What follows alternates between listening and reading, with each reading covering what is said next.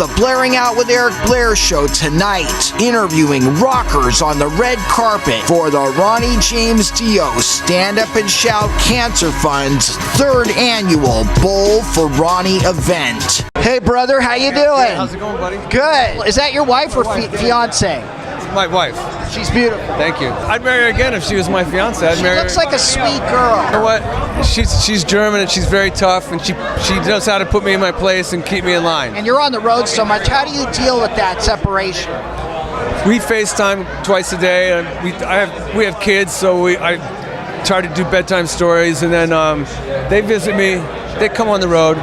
Yeah, we sometimes go with on the road, but otherwise with FaceTime, iMessage, it's pretty easy. We share videos and it doesn't feel too far, so.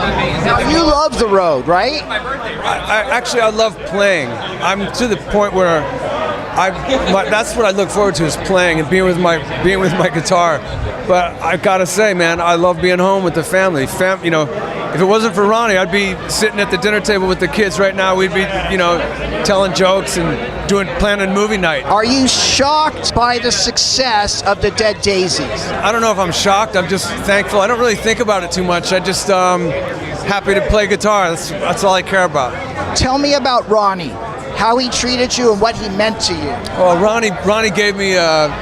He put me out there. He believed in me and treated me great. Treated my family great, and we miss him all the time. I think about when Tom Petty passed, I thought about Ronnie because they used to live next door to each other, and I can only imagine Tom and Ronnie arguing over the fence line. Wait, your fence is on my line. No, mate, it's not. It's on my lawn. But no, Ronnie was salt of the earth. He loved his fans. He's shining down on us all the time, and I wouldn't be here right now if it wasn't for Ronnie. How did he run his ship? He loved to rehearse, and it was so cool because that's the best part of being a musician, is going in rehearsal. You get to tweak your gear, play your guitars, and check things out, work on your parts, get everything right. Ronnie loved that whole process. So before we tour, we'd go on rehearse for like a month, and Ronnie would do the set. He'd sing the set in full twice every day, and I really respect that. Even when he was in a lot of pain at the end, he still sat there and sang the whole set. And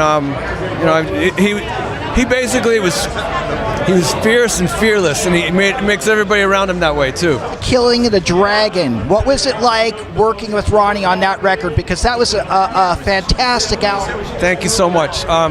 It was awesome. Ronnie and Jimmy invited me to come be in the band, and I met with them on the 26th of December at a pub. We always would go to pubs, and Ronnie goes, "You want to play on the record?" I'm like, "Yeah." He goes, "Okay, you start tomorrow." So then he's like, "Well, you're going to be in the band, right?" I go, "Yep."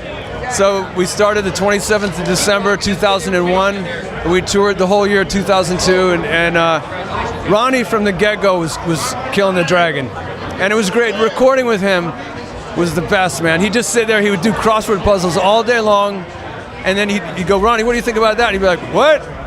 Oh yeah, that's good." He's awesome, man. How did the Dead Daisies come together? It was formed by David Lowy, who's an Australian guitar player, and he wrote some songs with a singer in Australia, and little by little they get the songs together, but they need a musician, so they grabbed Marco Mendoza, Brian Tichy, Dizzy Reed, and Richard from Guns, and then eventually John Corabi. And then when Guns N' Roses got back together to tour, Richard said, "Hey, call Doug, maybe that would work out." And I had been spending a lot of time at home with my family because after being in Whitesnake and also with Ronnie so long, I was never home.